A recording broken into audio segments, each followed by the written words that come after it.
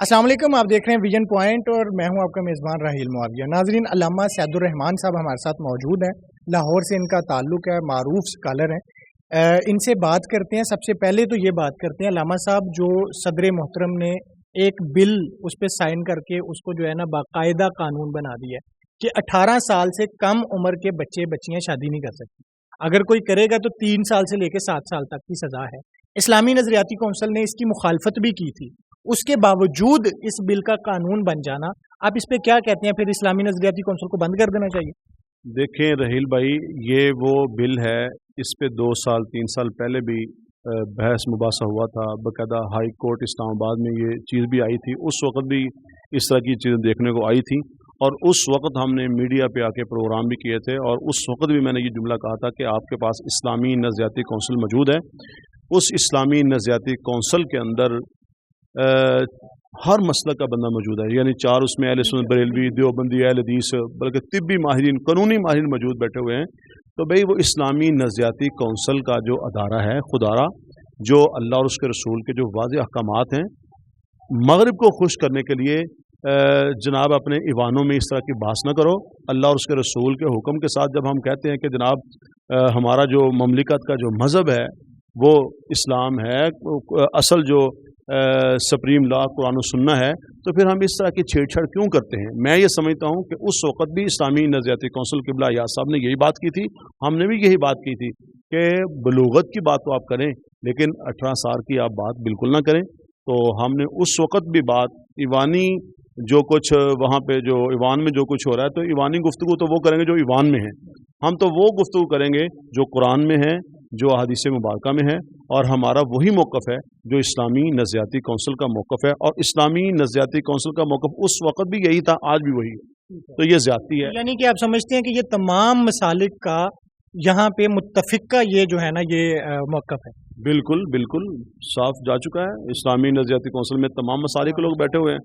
तो वो देखें, बात यह है कि हुज़ूर सल्लल्लाहु अलैहि वसल्लम के दौर में कई ऐसे निकाह हुए हैं, बुलूगत में हो गए निकाह। अब ये 18 साल के आपको किसने शर्त लगाई है? बाद ऐसे बच्चे हैं 16 साल में रहते हैं, 14 साल में बालिग होते हैं, तो बुलूगत की आप बात करें। आप फिर वो जो कोई 10 साल की बेटी का निकाह कर दे, कोई 9 साल की का कर दे, उसमें फिर कौन आइडेंटिफाई करेगा बुलूगत को? देखें, बात ये है कि बहुत सारी हमारी मुआशरती बुराइयां ज़रूर हैं हमारे मुआशरे में। जबरी निकाह हो जाते हैं, वट्टे सट्टे पे निकाह हो जाते हैं, लेकिन ये नहीं है कि जनाब आप अगर कोई बुराई हो रही तो बुराई को बुराई से मिटाया जाए, बुराई को बुराई से नहीं, बुराई को अच्छाई से मिटाया जाएगा। इसके ऊपर कुरान और सुन्नत की रहनुमाई ली जाएगी और कुरान और सुन्नत की रहनुमाई बिल्कुल वाज़ेह है, उसमें कोई दूसरा ऐसी बात नहीं। ठीक है हज़रत साहब, मुझे ये बताएं, हमने पढ़ा जो 1965 की जंग हुई, जो 1971 की जंग हुई, उनको तो हमने पढ़ा था।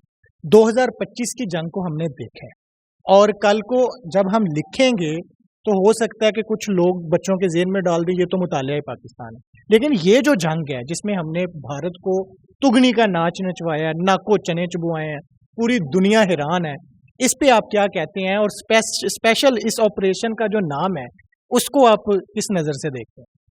देखें, जब पाकिस्तान में जो जर्नैल ऊपर आता है ना, तो हाफिज़ आसिम मुनीर साहब जब आ रहे थे इस पोस्ट पे, तो इंडिया में ना तबसरे हो रहे थे। तो एक जो तबसरा करने वाला था तो वो कह रहा था कि कोई भी जर्नल आ जाए सिपह सलार जो ना आसिम मुनीर नहीं आना चाहिए। तो उसने कहा इसकी वजह क्या है? तो उसने कहा सबसे पहली बात ये हाफिज़ कुरान है और दूसरा कट्टर जिहादी है। और अल्हम्दुलिल्लाह वो उसने ये जुमला बोला था कि ये इंडिया के लिए बड़ा नुकसानदेह साबित होगा, और हाफिज़ साहब हुए हैं।